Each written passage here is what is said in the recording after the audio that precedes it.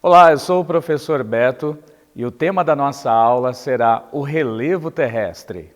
Vamos lá?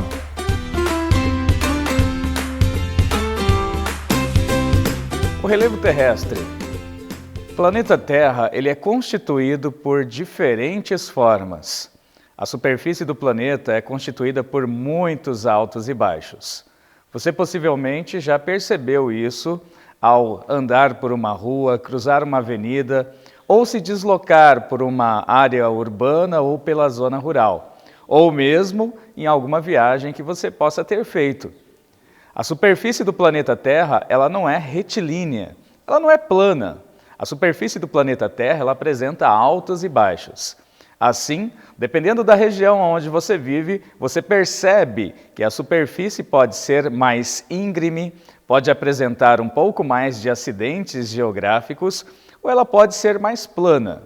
Então nós vamos falar um pouco sobre as diferenças em relação às formas da superfície, que nós chamamos de geomorfologia, que é a morfologia da superfície do planeta Terra. Então, para falar sobre o relevo terrestre, nós vamos abordar as principais formas do relevo, os processos que formam o relevo, que nós chamamos de agentes internos, e os agentes externos. Assim, o relevo da superfície do planeta Terra é constituído basicamente por 4 formas, sendo que 3 formas nós encontramos no território brasileiro, que são as planícies, os planaltos e as depressões. No entanto, também temos as montanhas, que são as áreas mais altas da superfície do planeta Terra. As planícies aparecem principalmente em algumas regiões do território, principalmente ao longo do litoral, na região amazônica e a planície do Pantanal. As planícies são terras mais baixas, que apresentam altitudes menores, mais próximas ao nível do mar, enquanto os planaltos apresentam uma elevada irregularidade, caracterizando principalmente as serras, chapadas, entre outras formas. As depressões podem ser encontradas em várias áreas do território brasileiro, principalmente nas áreas entre alguns planaltos, formando áreas mais baixas em relação a esses relevos. Já as montanhas, nós não encontramos essas elevações no território brasileiro, mas temos algumas cadeias de montanhas muito próximas aqui do Brasil, como por exemplo a Cordilheira dos Andes. Agora nós vamos observar um pouco mais sobre essas formas de relevo e como elas se constituem. Assim, os planaltos, como vocês podem observar, constituem áreas mais elevadas. Então, são superfícies irregulares que podem ter formatos variados. A exemplo, as serras. Ao longo do litoral brasileiro, nós temos, por exemplo, a Serra do Mar, que cobre boa parte do litoral, desde o sul do país, chegando até parte do Nordeste. Além disso, na região central do Brasil também aparecem algumas serras. Além disso, o Planalto Central brasileiro, que apresenta altitudes relativamente modestas. E no extremo norte do país, nós temos os pontos mais altos do território brasileiro, como o Pico da Neblina, localizado na Serra do Imeri. Esse é o ponto culminante do Brasil, com quase 3.000 metros de altitude. De modo geral, o território brasileiro apresenta um relevo não muito elevado. As altitudes elas são modestas. Isso deve-se à antiguidade do território brasileiro, já que ele é de formação geológica bastante antiga. Nos planaltos predominam processos erosivos. Por serem áreas mais altas, então ocorre um processo de desgaste. Essas regiões estão sendo constantemente desgastadas. Assim, as áreas altas sofrem constantemente com o intemperismo, seja ele físico, químico, processos erosivos, entre outros. Mas o principal destaque dos planaltos em si acaba sendo principalmente as serras, as chapadas, além disso podem aparecer os chapadões, entre outras. Possivelmente você vive ou vive muito próximo de uma região de planalto. como na região central do território brasileiro. Esse planalto pode ser um pouco mais íngreme ou pode apresentar-se suavemente ondulado. Assim, os planaltos constituem a maior parte do território brasileiro. Bom, saindo dos planaltos, nós temos as planícies. As planícies, como já havia mencionado, elas são regiões que apresentam territórios relativamente baixos. A altitude, ela está mais próxima ao nível do mar. Geralmente apresentam superfícies pouco elevadas, sem grandes desníveis no terreno. Como nas planícies predominam os processos de deposição de sedimento, esses terrenos eles são mais aplanados. Então, como nós podemos observar, ao longo do litoral, a deposição de sedimentos contribui para o aplanamento do terreno.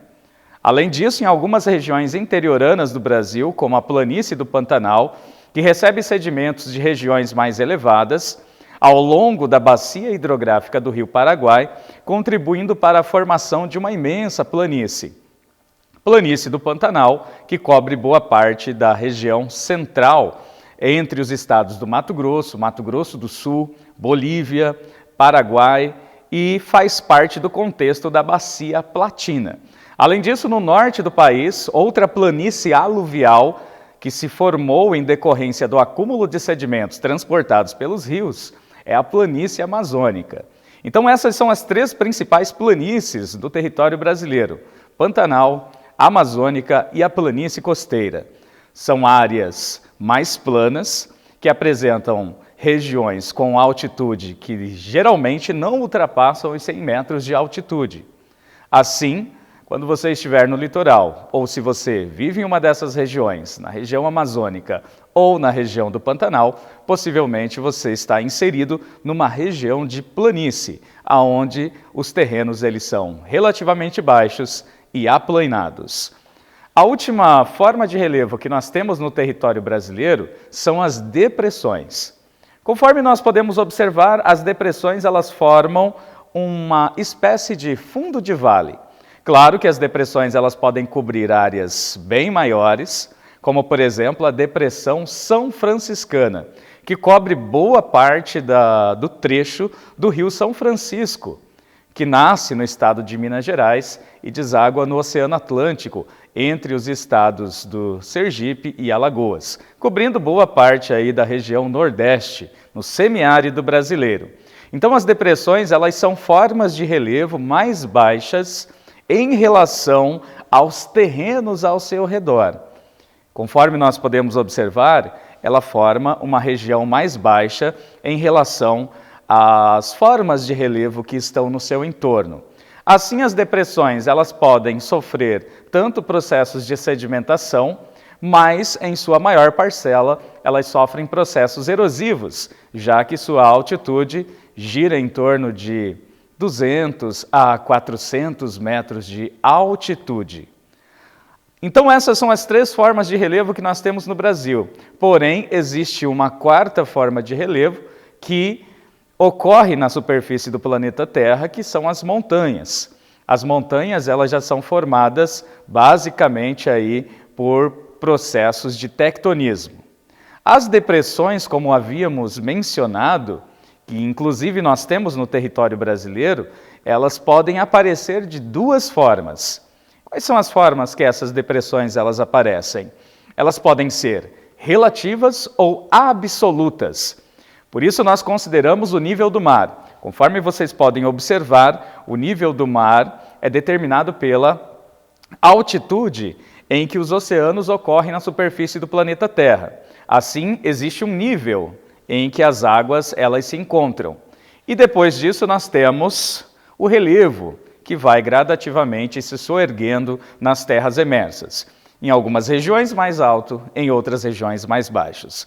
Assim, no território brasileiro nós temos apenas depressões relativas, que são aquelas depressões que estão acima do nível do mar. No entanto, em outras regiões podem ocorrer as depressões absolutas, como a maior depressão do planeta, que é a depressão do Mar Morto, com cerca de 398 metros abaixo do nível do mar. No continente americano, nós temos a depressão do Vale da Morte, localizado no oeste dos Estados Unidos, com cerca de 80 metros abaixo do nível do mar. É a maior depressão no continente americano. Lembrando que no Brasil nós temos apenas depressões relativas. Por fim, as cadeias de montanhas. Então, lembrando que as montanhas, elas são as formas de relevo de maior altitude da superfície do planeta Terra. As cadeias de montanhas são formadas geralmente por processos tectônicos, ou seja, o encontro de placas tectônicas. No Brasil, como eu havia mencionado, não temos essa forma de relevo. Porém, é claro, algumas áreas de planalto no Brasil constituem áreas que podem ser atribuídas a ela o termo serras, morros, ou eventualmente, em um regionalismo, podem ser eventualmente chamadas de montanhas. Porém, as grandes montanhas geralmente estão acima de 4.000 metros de altitude, como a Cordilheira dos Andes, a Cordilheira do Himalaia, as montanhas rochosas no oeste da América do Norte, a cadeia dos Alpes no sul da Europa, entre outras. Geralmente apresentam o seu topo mais íngreme e bem mais pontiagudo em decorrência da erosão glacial. Assim, nós observamos as 4 formas de relevo que nós temos na superfície do planeta. Lembre-se que altura e altitude constituem 2 elementos importantíssimos na definição do relevo. Então, quando nós trabalhamos esses conceitos, nós levamos em consideração o termo altitude. O que quer dizer altitude? A altitude ela está relacionada ao nível do mar, ou seja, consideramos a partir do nível do oceano. E assim nós podemos observar a altitude da cidade ou do local onde você se encontra, que pode ser 500 metros em relação ao nível do mar, 1.000 metros e assim sucessivamente. Já a altura, ela relaciona-se ao ponto de referência em que você encontra-se, ou seja, o solo em diante. Assim você pode considerar a altura de um prédio, ou, por exemplo, a sua própria altura. Aproveite e veja qual é a sua altura. Quanto você mede? Então, isso é altura e não altitude.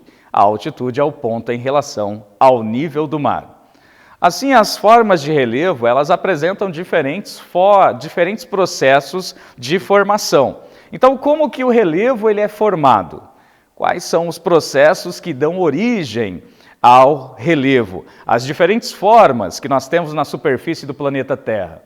Então, eles são formados a partir de diferentes processos que nós chamamos de agentes internos ou endógenos e os agentes externos ou exógenos.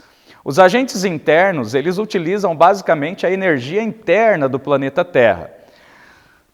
As camadas do planeta, elas são formadas por diferentes materiais. Assim, o manto, o núcleo, eles encontram-se em diferentes temperaturas e promovem o soerguimento da crosta terrestre e a movimentação das placas tectônicas.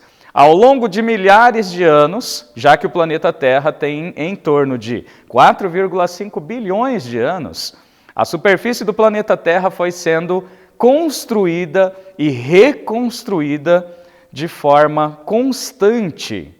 E há cerca de 200 milhões de anos, um único continente existente na superfície do planeta, chamado de Pangeia, começou a se fragmentar e então nós tivemos a migração dos continentes, a deriva continental. E essas placas também encontram-se em contato através de movimentos tectônicos, dando origem a diferentes processos, como por exemplo o tectonismo. O movimento das placas tectônicas, seja de contato, movimento convergente, o movimento divergente ou o movimento transformante conservativo, ele dá origem a diferentes formas de relevo. A exemplo, as grandes cadeias de montanhas que se formam a partir do contato entre essas placas, que nós chamamos então de dobramentos modernos. Então, o movimento das placas tectônicas é um dos responsáveis pela formação do relevo. Além do tectonismo, esse próprio movimento entre as placas tectônicas também contribui para a formação dos abalos sísmicos, ou os terremotos, que ocorrem principalmente em regiões de contato entre as placas tectônicas. Além dos terremotos, que podem ocorrer principalmente nessas zonas de contato, aí você pode observar, o território brasileiro, ele apresenta terremotos de forma sucessiva e de forma constante. É claro que a possibilidade de ocorrência de terremotos no território brasileiro é bastante reduzida, porém, elas ocorrem e de forma repetida. Todos os anos nós temos alguns terremotos que ocorrem no Brasil, claro que de baixíssima magnitude. E a maioria deles são terremotos resultantes do reflexo de movimentos que ocorrem em regiões próximas, principalmente na região de contato entre a placa sul-americana e a placa de Nazca, na região da Cordilheira dos Andes. Por fim, nós temos um último agente interno, que é o vulcanismo, ou seja, as erupções vulcânicas, a liberação de material que vem do interior do planeta Terra, principalmente o magma, que extravasando na superfície do planeta contribui para a formação de novas estruturas. Então estes são os 3 agentes internos que atuam no soerguimento da crosta terrestre, contribuindo para a formação do relevo. Após os agentes internos, nós temos os agentes externos, também chamados de exógenos, ou seja, eles atuam na superfície do planeta. Aí age as intempéries do tempo, que nós vamos chamar de intemperismo físico, intemperismo químico, intemperismo biológico e os processos erosivos. Assim, a ação do tempo causada pela chuva, pela água dos rios, causada pelos ventos, ela contribui para desgastar aquilo que os agentes internos construíram. Então ocorre a modelação. Então ele vai modelando a superfície do nosso planeta.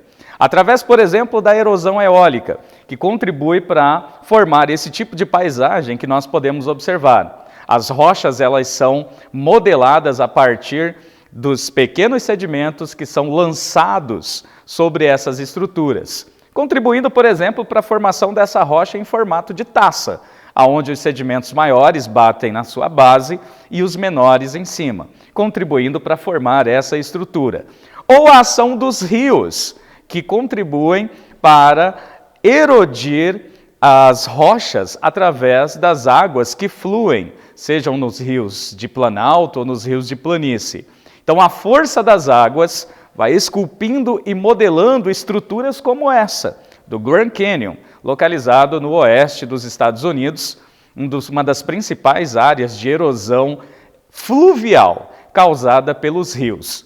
Mas, de forma geral, todos os rios eles acabam erodindo as superfícies. Além da erosão eólica, da erosão fluvial, da erosão pluvial causada pela água da chuva, outros processos, como o próprio mar, o intemperismo físico, a ação da temperatura, o intemperismo químico, a ação da água da chuva em contato com os elementos químicos das rochas, provocam a desagregação e a desintegração desses elementos.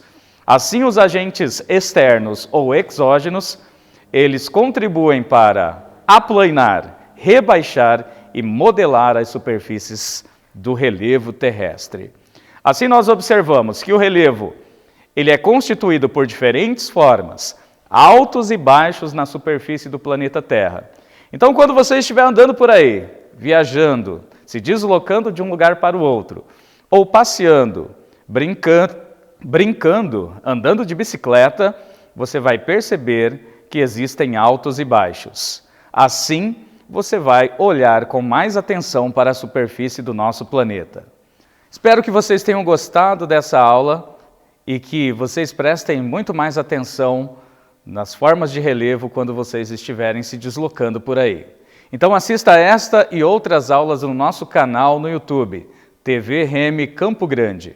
Até a próxima aula!